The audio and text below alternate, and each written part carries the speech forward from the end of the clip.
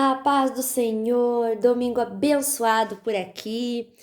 Vamos fazer mais uma leitura da Bíblia e hoje continuamos no segundo livro de Reis, capítulos 18 e 19. Apenas dois capítulos para hoje, 18 e 19. Vamos lá então. O reinado de Ezequias de Judá.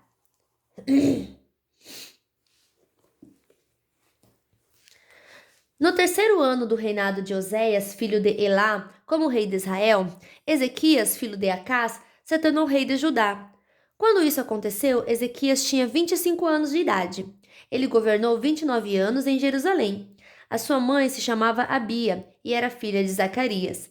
Seguindo o exemplo do seu antepassado, o rei Davi, Ezequias fez aquilo que agrada a Deus do Senhor. Ele destruiu os lugares pagãos de adoração, quebrou as colunas do deus Baal e derrubou os postes da deusa Azerá. Também fez em pedaços a cobra de bronze que Moisés havia feito e que era chamada de Neustã. Até aquela época, o povo de Israel queimava incenso em honra dela. Ezequias confiou no Senhor, o Deus de Israel. Judá nunca teve um rei como ele, nem antes nem depois daquela época.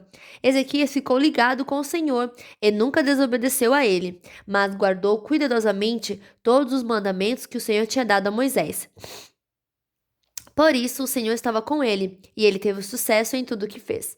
Ezequias se revoltou contra o rei da Síria e não quis ser dominado por ele. Venceu os filisteus, invadiu seu território desde o menor povoado até a maior cidade e atacou a cidade de Gaza e a região ao seu redor. No quarto ano do reinado de Ezequias, que era o sétimo ano do reinado de Oséias, filho de Elá, como rei de Israel, o rei Salmaneser da Síria invadiu Israel e o seu exército cercou a cidade de Samaria. No terceiro ano do cerco, Samaria foi conquistada. Isso aconteceu no sexto ano do reinado de Ezequias, que era o nono ano do reinado de Oséias. O rei da Síria levou os israelitas como prisioneiros para sua terra. Mandou que algum deles fossem morar na cidade de Alá, outros perto do rio Abor, no distrito de Gozã, e ainda outros na cidade da Média. Essas coisas aconteceram porque os israelitas não obedeceram ao Senhor, o Deus deles, mas quebraram a aliança que o Senhor havia feito com eles e desobedeceram todas as leis dadas por Moisés, servo do Senhor. Eles não quiseram atender nem obedecer. Os assírios ameaçam Jerusalém. No ano 14 do reinado de Ezequias de Judá, Senaqueribe, rei da Assíria, atacou todas as cidades de Judá, que eram cercadas de muralhas, e as conquistou. Ezequias mandou uma mensagem a Senaqueribe, que estava em Laquis. A mensagem foi esta: Eu errei, por favor, saia do meu país, que eu pagarei tudo o que o Senhor exigir. O rei mandou uma resposta dizendo que Ezequias devia lhe mandar 10.000 quilos de prata e 1.000 quilos de ouro. Então Ezequias mandou para ele toda a prata do templo e do tesouro do palácio. Ele também arrancou o ouro das portas do templo e o ouro com que ele mesmo havia revestido os batentes, e mandou tudo para Senaqueribe. Mas o rei da Assíria mandou de Laquis um grande exército para atacar Ezequias em Jerusalém. O exército era comandado pelos seus 3 mais altos oficiais. Quando chegaram a Jerusalém, eles ocuparam a estrada onde os tintureiros trabalham, perto do canal que traz água de açude de cima. Então os oficiais mandaram chamar o rei Ezequias, e 3 autoridades de Judá saíram para falar com eles.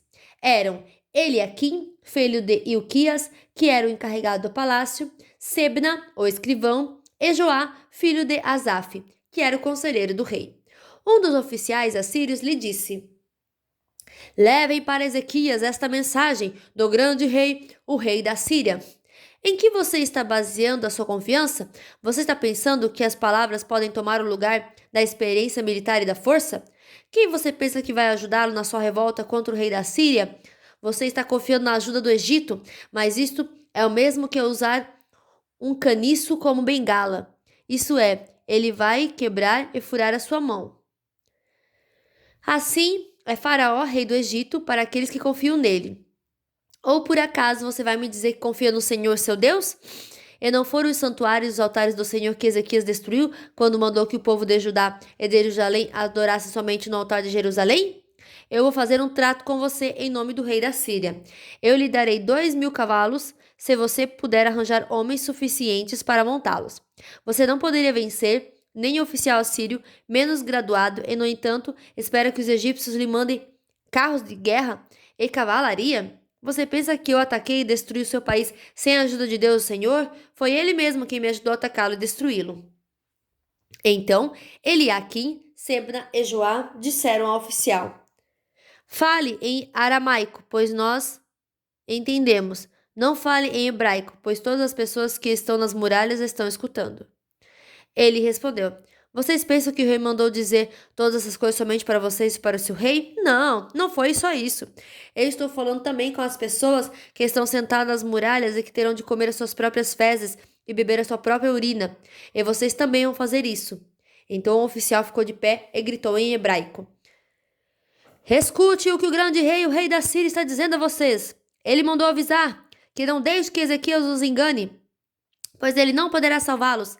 E não deixe que ele os convença a confiar em Deus, Senhor. Não pense que o Senhor os salvará, e não deixará que o nosso exército assírio conquiste a cidade de vocês. Não deem atenção a Ezequias, o rei da Síria.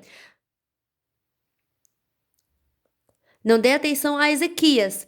O rei da Assíria manda que vocês saiam da cidade e se entreguem. Vocês terão licença para comer uva das suas próprias parreiras e figos das suas figueiras e para beber água dos seus próprios poços, até que o rei os leve para morar, o rei os leve para morar num país parecido com o de vocês, onde há plantações de uvas para fazer vinho e onde há trigo para fazer pão. É uma terra de oliveiras, azeite e mel. Se fizerem o que ele está mandando, vocês não morrerão, mas viverão. Não deixe que Ezequiel os engane, fazendo vocês pensarem que o Senhor vai salvá-los. Será que os deuses das outras nações se salvaram do rei da Síria? Onde estão agora os deuses de Amate, de Arpade? Onde estão os deuses de Sefarvaim, de Ena e de Iva? Será que os deuses de Samaria salvaram Samaria do meu poder? Quando foi que os deuses de todos esses países os salvaram do nosso rei? O que é então que vocês pensarem que o Senhor pode salvar Jerusalém do poder dele? Mas o povo ficou calado. De acordo com a ordem do rei Ezequias, eles não disseram nenhuma só palavra. Então Eliaquim, Sebna e Joá rasgaram as suas roupas em sinal de tristeza e foram contar ao rei aquilo que o oficial assírio tinha dito. Capítulo 19. O rei pede o conselho de Isaías.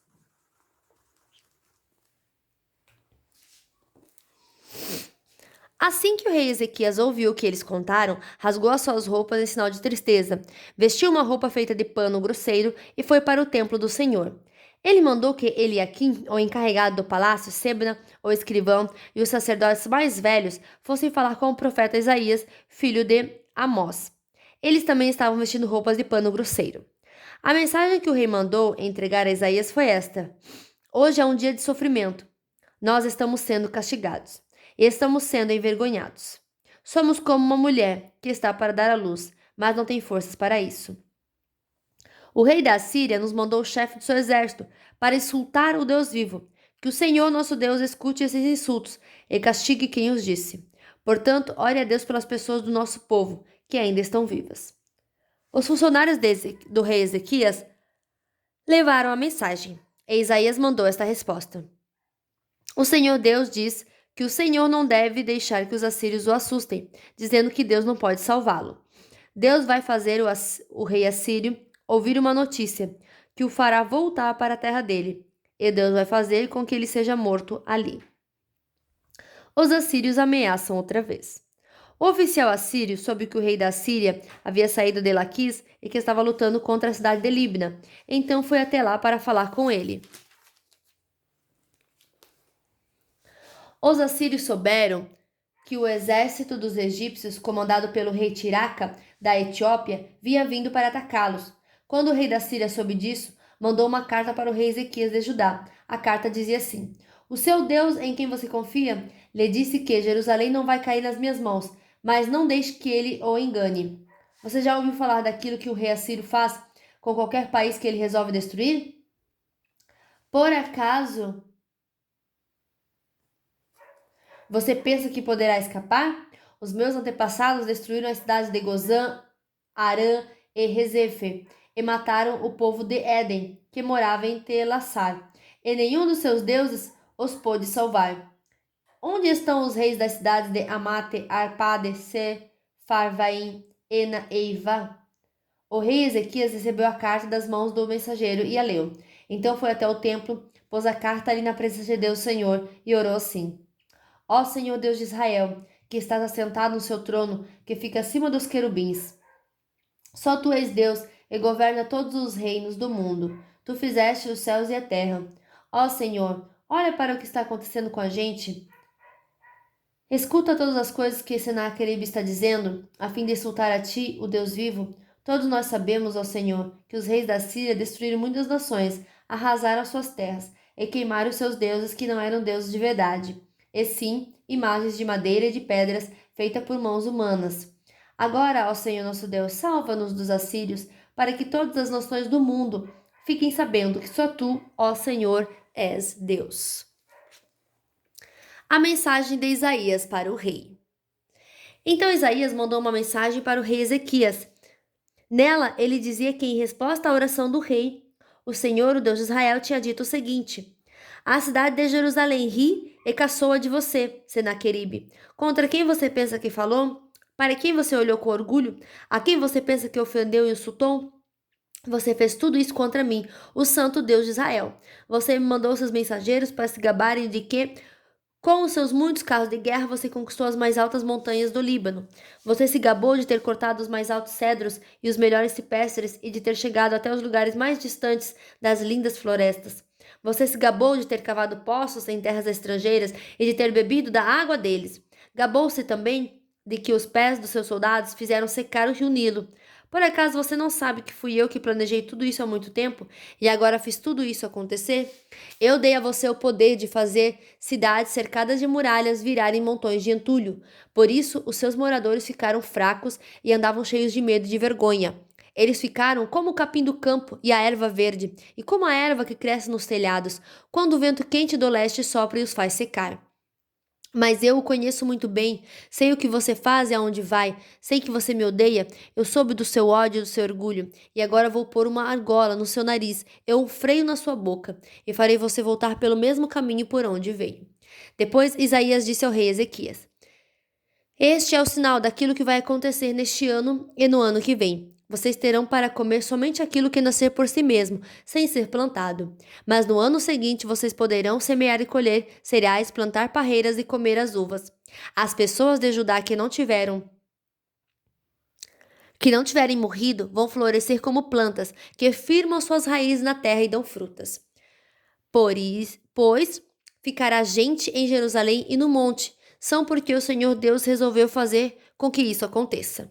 Isaías continuou: Portanto, o Senhor Deus diz o seguinte a respeito do rei da Síria: Ele não entrará nessa cidade e não atirará uma só flecha contra ela. Nenhum soldado com escudo chegará perto da cidade, e não serão destruídas rampas de ataque ao redor dela. O rei da Síria vai voltar para o mesmo caminho por onde veio, sem ter entrado nesta cidade.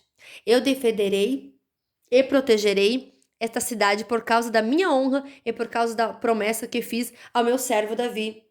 Eu, o Senhor, falei.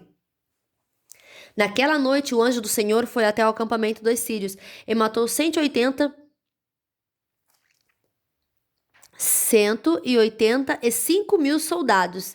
De manhã, os que sobraram viram os corpos dos mortos. Então Senaqueribe, rei da Síria, se retirou, voltou para Nínive e ficou lá. Certo dia, quando estava adorando no templo do seu deus Nisroque, os seus filhos Adrameleque e Sarezer o mataram à espada e fugiram para a terra de Ararate.